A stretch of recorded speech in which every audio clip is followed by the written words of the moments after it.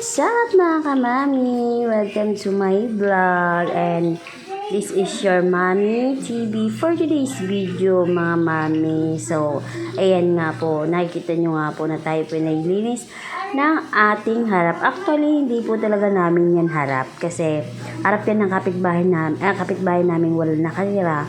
Ngayon, may mangga sila, tapos wala na maglilinis. Tapos yung mga dahon ng mangga is napunta rin sa harapan namin. Kaya naisipan ko na lang na linisin siya mga mami. So, yan nga mga mami, kasama ko ang aking dalawang bulinggit, ang aking anak at ang aking pamangkin. At tinutulungan po nila ako sa paglinis. So, yan dahil nga po kakatapos ng bagyo. Actually, hindi pa talaga siya tapos. Kasi nga po, parang pagkakaalam ko andito pa siya ngayon sa may Pangasinan.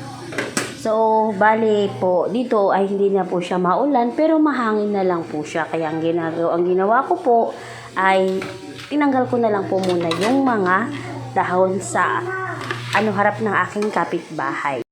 So, yan nga mga kamami, diba? Sipag po ng aking dalawang mga bulinggit at talaga naman po, sinasamahan po nila ako kahit na mas malaki pa sa kanila yun sa ako.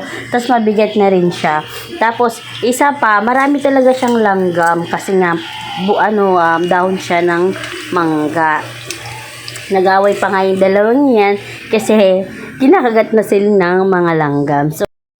So, as you can see mga kamami, sobrang dami na po talaga ng dahon ng mangga na hulog. Tapos pag kahit naman magwalis ka sa harapan mo, tapos nandyan pa yung mga yan, babalik din sila, tatanggalin mo. At napakarami po talaga yan mga kamami.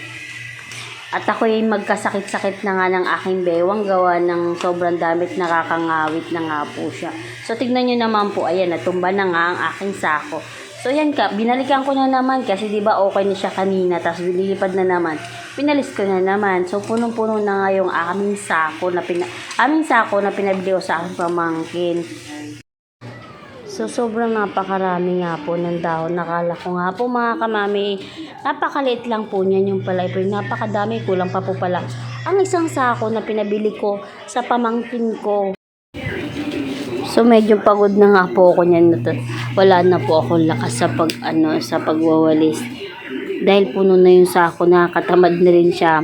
At tapos na ako kasi hindi ko na mautusan yung pamangkin ko niyan pag naglalaro na siya. Tsaka natatakot din ako kasi baka umapano siya dyan sa may daan. So yan, dinigdig ko na nga lang po siya mga mami para po marami pong may lagay. So nakakapagod mga mami kasi kahit na wala sa harapan mo, tapos pag nagliwis ka, nagwalis ka dyan sa harapan mo, tapos sumangin, mapunta po talaga siya doon sa harapan mo. Tapos as you can see mga mami, wala nang dahon yung mangga kasi nauubos na kakahulog. Kaya yan, napunta na lahat sa baba. Tapos wala nga pong magwawalis yan, gawa na po wala naman po nakatira dyan. Parang bakante po yung bahay dyan.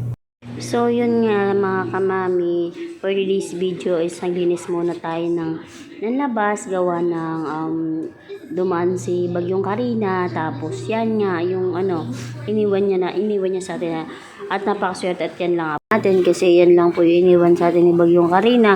Kaya thanks God po. So, please like and subscribe to my YouTube channel. I'm your Mami TV. Para po mag-update po kayo lagi sa aking upload. Please subscribe and follow po. Thank you so much. God bless and ingat po kayong lahat. Bye bye.